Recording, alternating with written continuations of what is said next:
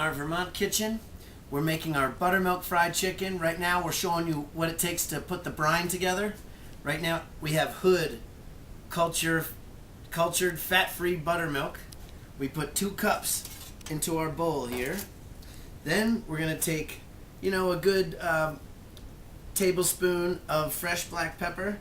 Put that in. Then we've got chili powder right here. We're going to put a nice tablespoon of chili powder in. Up next, we've got garlic powder. We're going to put about a teaspoon of garlic powder in. Then we've got our good friend paprika right here. In a peanut butter jar. We're going to put a nice little bit of paprika in a peanut butter jar. Thank you, Bailey. And then, very important, last but not least, we're going to put in our kosher salt. And what that does is that helps the brine break down the chicken meat and to make it nice and tender. Next, I'm getting a whisk over here.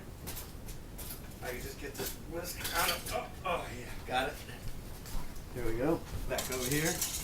You want the salt to dissolve so the brine can do its job, marinating the chicken. It makes it better. Tender and juicy. That's what the brine does. And it helps the coating stick. And it helps the coating stick. So see you in a little bit.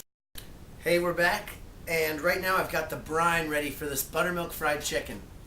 What I've done is gotten our split breast and also our thighs, and I'm putting them right in here.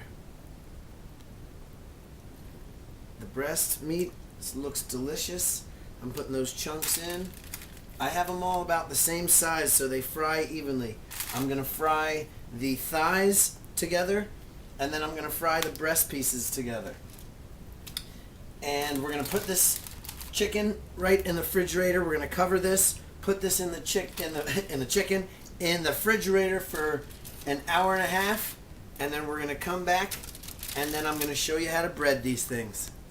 Here we are back again. Right now we're making the batter for our buttermilk fried chicken. What you want to first start out with is this unbleached flour.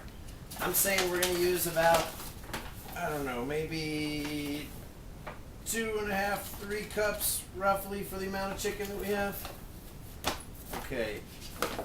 Next, the little secret that Bailey Boy was talking about earlier. This is the baking powder, and that helps the crust become nice and crunchy. We're incorporating all the flavors that we used in the brine back into the coating. So we can, work with it like that. Right here we've got the chili powder back in. We've got a beautiful amount of this garlic powder, putting it in, paprika for some wonderful color. And basically that's it. I'm going to take my little fork here and stir it all around.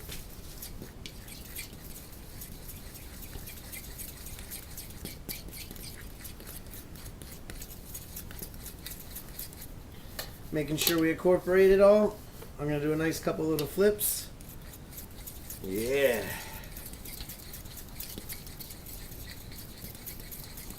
And I remember our last bit, we forgot a little bit of salt, so I'm going to run over and get a pinch of salt right out of my little favorite spot here. Boom. That's enough salt for the whole batch, because the brine does make the chicken a tiny bit salty.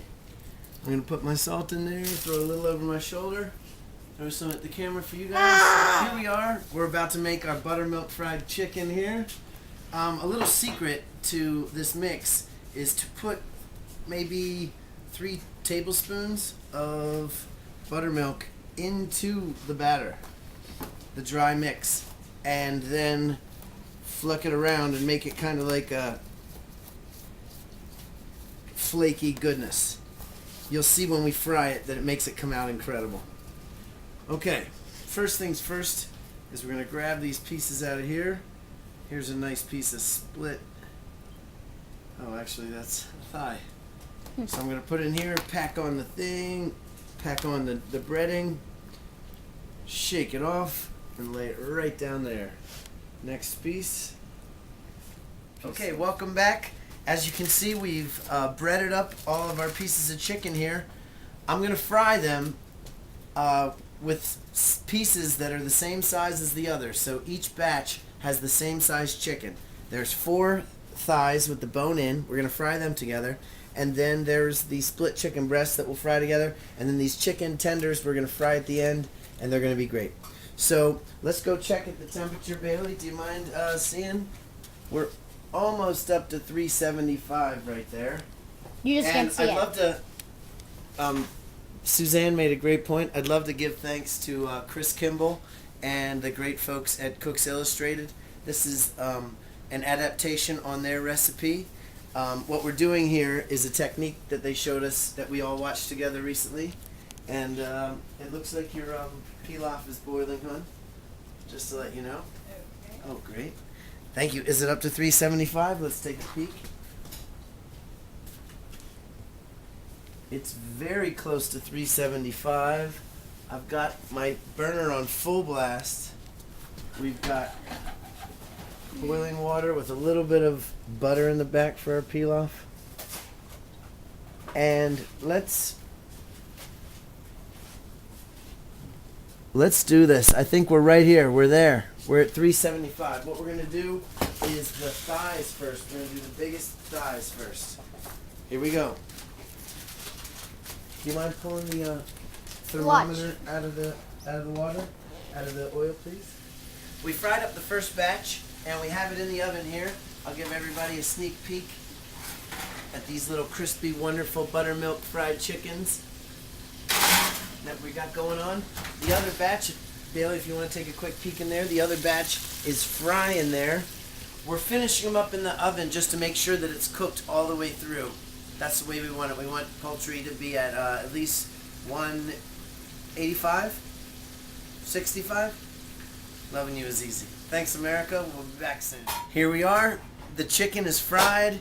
We're about to sit down and have a great meal. Buttermilk fried chicken, fresh in Vermont. Yum. Yum. Still juicy. The marinade is there. I might have just burned the roof of my mouth, but this is incredible. Thank you so much. See you maybe sometime, but I'm not so sure.